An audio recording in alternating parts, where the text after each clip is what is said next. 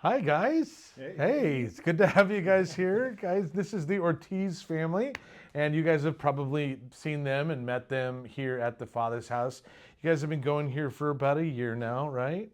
And so I'm looking forward to letting you guys hear their story today. But Christy, why don't you start us off? For a while, you were the only Christian in your home. What was that like? It's true. I think everybody knew God, right? But didn't have a personal relationship with Okay, Jesus. And yeah. so, we would go to church here and there, and we would talk, and I tried to live the life so they could see it in me. Yeah. What a lot of people don't know is that we experienced a lot of miracles. Oh. I was a stage 4 cancer. I had stage 4 cancer when I met Brian. And Wow. he walked with me through that. And we had the miracle of me being cured of cancer. Wow. And then being told that I couldn't have children. And then comes the other miracle of having Aiden. And so they know that the Lord has had his hand in our life. Aiden, you started coming to House Youth. You started coming to House Youth. I think it was Jack, right? Jack invited you to come. And so I started asking Jack about, the Father's house and like what church he went to because he was my woodworking class. Okay. Yeah, and so he told me about the Father's house on like Tuesdays at like 6:37. And so one day after practice, I decided to come to Father's house and like see what it's all about. And I think it's everybody has heard before. It's a very like inviting area, and so I wanted to keep coming back. Yeah, yeah.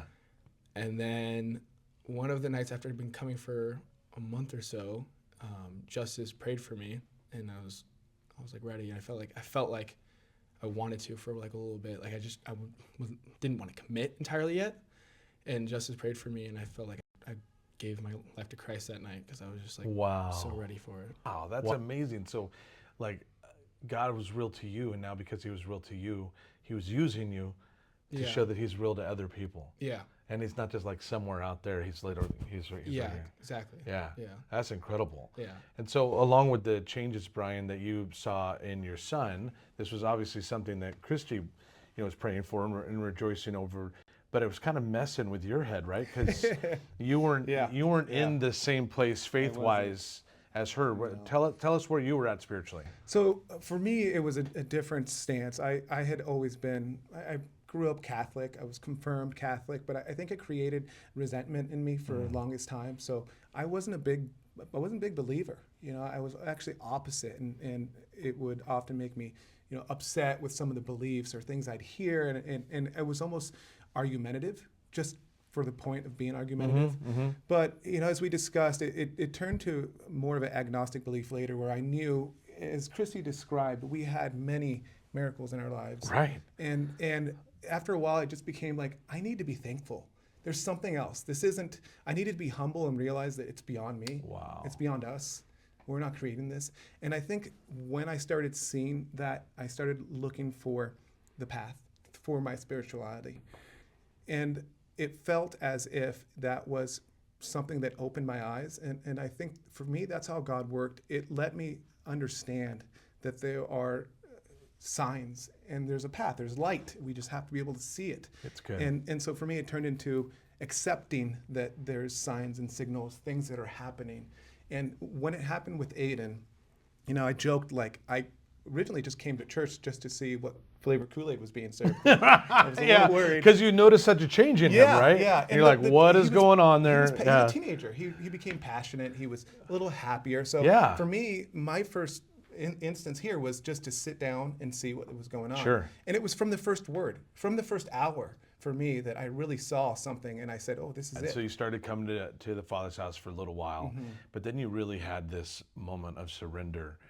You want to describe that to us? Yeah, so I sat down, and I think for me, it's when I can really look inward. And it was a time where I was just sitting on the beach, and I was scared. I was scared of really absorbing everything and allowing me to take part in this religion and Christianity and God and everything. And I just asked. I said, is this what I need to do? And I felt it then. I felt like that was my answer. Yeah. And so now it wasn't just a God out there somewhere, but a God in you. And so I'm like well, you should get baptized with Aiden, right? It was that Sunday, right? We were on a Tuesday, and I'm like, this Sunday we're getting baptized at the church. You're like, yeah, I'm going to do that. Yeah. Again, I needed to accept the signs. And I felt like the people in my life, you, others, I need to accept that you're speaking through God. But to have God using you to bring your father, to the Lord, and then have both of you guys getting baptized at the same time, it was profound for me. But I imagine it was even more because this was literal embodiment of what it is you had prayed for. Probably sometimes wondered if it would ever happen, right? Yeah. I mean, there'd been a lot of debates in our households over the years. So I can't explain it other than just a profound sense of peace. Yeah. Wow. That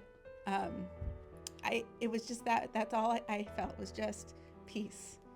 That this is exactly where they needed to be. Yeah. And they did it on their terms. Right. I Yes. didn't force it. That's good. And he didn't tell us, but that even meant that he was even more doing it on his terms. And God wasn't done yet answering your prayers. Yes, so true. Macy, when your brother finally decided, I guess my younger sister can come to youth group, right? He had invited me. I think it was, I don't know why you had invited me, but he just invited me like out of the random, and it was like the week after winter camp. Okay.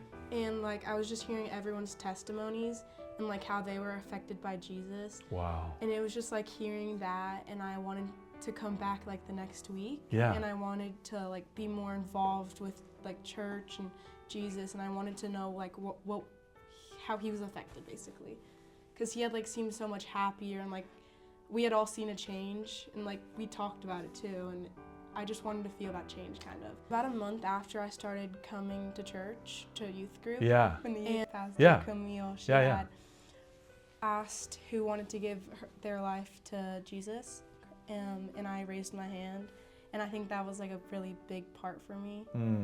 And I don't know, like I really felt a connection after that. Yeah. And I was like able to really feel like the presence of God. Wow. And I think the baptism, like it also made a change in my life. Like I felt like more free kind of.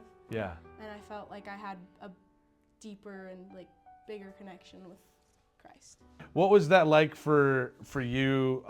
You went from being baptized with your son, now you're with your wife, baptizing your daughter. What was that experience like? Yeah, for me, I think as the father, as the man in the household, I always feel responsible, for their safety. But it felt good to put it in God's hands. Yeah. And that's the comfort I get, knowing that no matter what I do, they have God. They have Jesus. So oh, that's so good. That's what it takes the weight off, right? Parenting is hard enough. It really does. Right? Yeah. We need a cheat code. God's right. a cheat code. Right? Yes.